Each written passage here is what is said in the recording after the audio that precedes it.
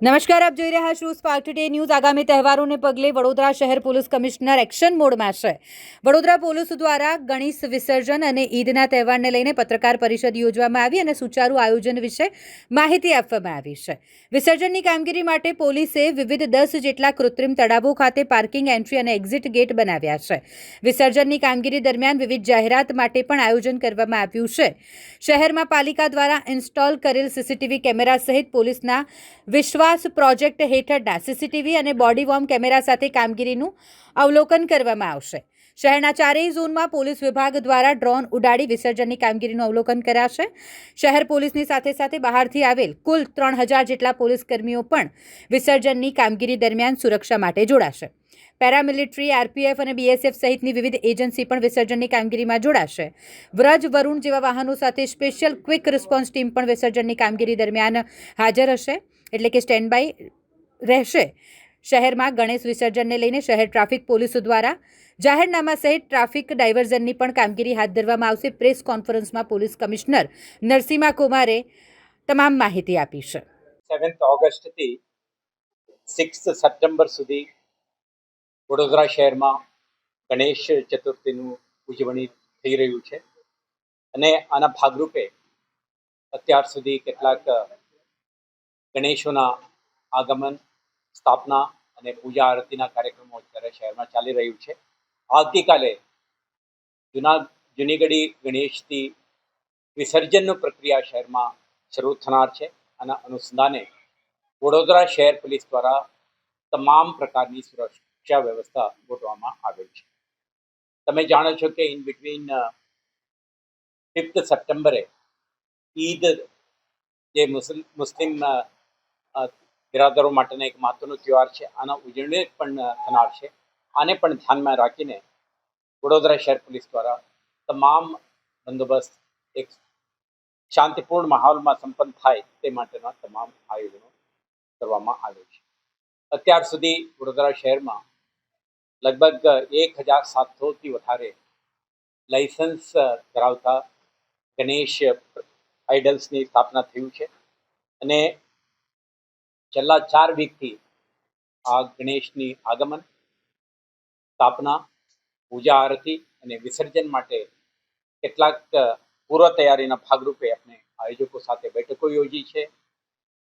એમને પંડાલમાં કરવાની થતી કેટલાક સુરક્ષા વ્યવસ્થા અંગે વિગતવારની ઇન્સ્ટ્રક્શન આપી છે। સાથે સાથે વડોદરા મ્યુનિસિપલ કોર્પોરેશન સાથે સંકલન કરીને વિસર્જન માટે જરૂરી પડતી આર્ટિફિશિયલ પોન્ડની જે કન્સ્ટ્રક્શનની એક્ટિવિટી છે અને તેના લોજિસ્ટિક અરેન્જમેન્ટ છે તે અંગે પણ ડિટેલ્ડ આપણા પ્લાનિંગ અને કોઓર્ડિનેશન થઈ ચૂક્યા છે। સાથે સાથે અન્ય વિભાગો MGVCL, BSNL, fire services department, revenue વિભાગ અને જે આરોગ્ય વિભાગ એમના સાથે પણ સંકલન કરીને સમગ્ર બંદોબસ્ત એક શાંતિપૂર્ણ માહોલમાં સંપન્ન થાય, કોઈ પણ આયોજક કે ભક્તજનોને અનાનુકૂળતા ના થાય તે માટે તમામ લોજિસ્ટિકલ અને ઓપરેશનલ સપોર્ટ સિસ્ટમ પણ આપણા ઇમ્પ્લિમેન્ટ કરી છે। આજે ત્યારે ચર્ચા કરીએ છીએ આવતીકાલે જૂનીગઢી ગણેશની વિસર્જન, જે વડોદરા શહેરમાં એક મહત્વપૂર્ણ પ્રક્રિયા છે વિસર્જનની, આમાંથી શરૂ થાય છે। અત્યાર સુધી આપણે લિમિટેડ સંખ્યામાં આર્ટિફિશિયલ પોન્ડ્સ હતા અને ધ્યાને રાખીને આપણે લગભગ 9 આર્ટિફિશિયલ પોન્ડ્સ અત્યારે આપણે કાર્યરત કરી છે। એક આપણા એજમાં એટલે ભાયલી ખાતે વડોદરા ગ્રામ્ય વિસ્તારમાં આવે છે, પરંતુ શહેરને કેટર કરે એવું કરીને 10 મેજર આર્ટિફિશિયલ પોન્ડનું આપણે નિર્માણ કરી છે। વ્યવસ્થા માટે શહેરના તમામ અધિકારીઓ ઉપરાંત બહારથી પણ 4 એસપી કક્ષાના અધિકારીઓ, 10 ડીવાયએસપી કક્ષાના અધિકારીઓ અને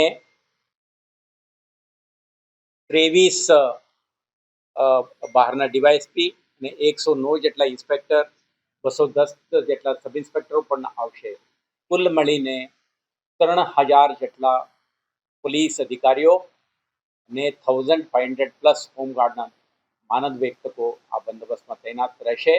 સાથે સાથે જે રીતે આપણે કીધું, SRPF, SAPF, RAF, સીઆરપીએફ અને બીએસએફના કુલ 9 કંપનીઓ વિશેષ રીતે ગણેશ વિસર્જન વખતે શહેર પોલીસના મદદમાં ડિપ્લોયમેન્ટ થનાર છે.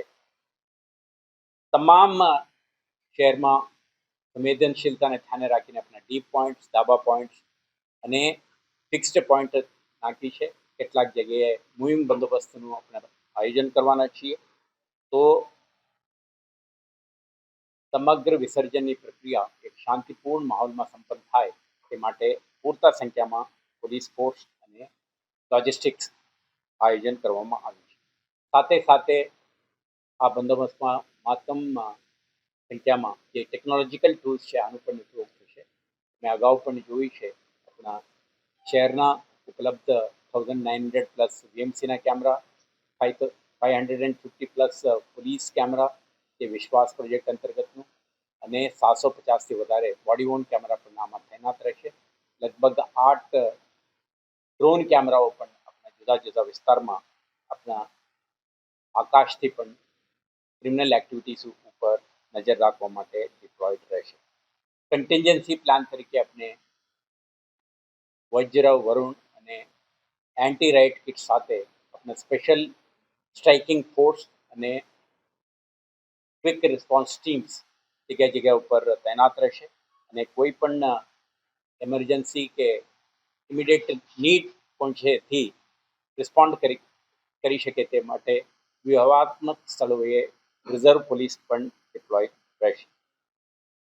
આ વખતે આપણે પ્રયાસ કરી છે કે 5મી તારીખે યોજનાર ઈદ બંદોબસ્ત અને સાથે સાથે ઓનગોઈંગ ગણેશ વિસર્જન પણ કોઈ પ્રોબ્લેમ વગર સંપન્ન થાય તે માટે મુસ્લિમ આગેવાનો, ધાર્મિક અને સામાજિક તેમના લીડર સાથે અલગથી સંવાદ કરીને એમને બપોરે 3 વાગ્યા સુધી તમામ જુલુસો નીકળે અને સંપન્ન થાય અને તે પછી યોજનાર ગણેશ વિસર્જન કે પૂજા આરતી વખતે આપણે કોઈ પણ પ્રકારના અનાનુકૂળતા ના થાય તે માટે આપણા ડાયલોગ પ્રોસેસથી એમના આખા બંદોબસ્તની વ્યવસ્થા પણ આપણે ઓલરેડી પ્લાનિંગ કરી ચૂક્યા છે. આર્ટિફિશિયલ પોન્ડ ઉત્તર, દક્ષિણ, પૂર્વ, પશ્ચિમના જે વિસ્તારો છે દરેકને કેટર કરે અને નજીકના આર્ટિફિશિયલ પોન્ડમાં જઈને વિસર્જન કરી શકે તે માટેનું આયોજન કર્યું છે.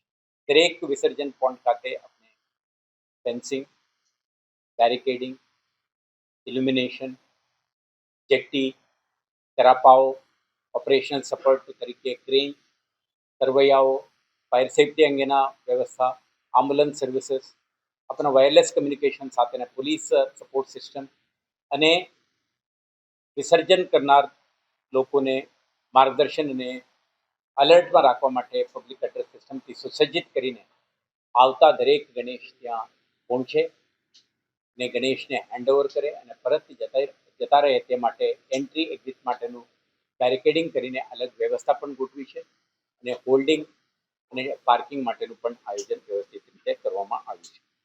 સાથે સાથે આપણે આ સમગ્ર પ્રક્રિયા દરેક આયોજન સાથે સંકલનથી સંપન્ન થાય તે માટે છેલ્લા કેટલાક દિવસોથી પોલીસ સ્ટેશન, એસીપી, ડીસીપી કક્ષાએ વિગતવારની આયોજકો સાથે બેઠકોનું આયોજન કરીને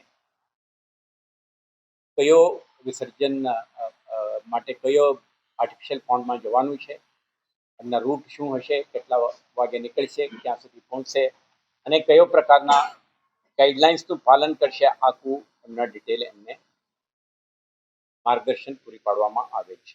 આ અંગે તરફથી જે ટ્રાફિક ડાયવર્શન અને મેનેજમેન્ટ અંગેનું જે પ્લાન છે આ પણ આપણે નોટિફિકેશન બહાર પાડીને સમગ્ર શહેરમાં કયો પ્રકારની આયોજન રહેશે તે અંગે પણ આયોજન કરી ચૂક્યા છે.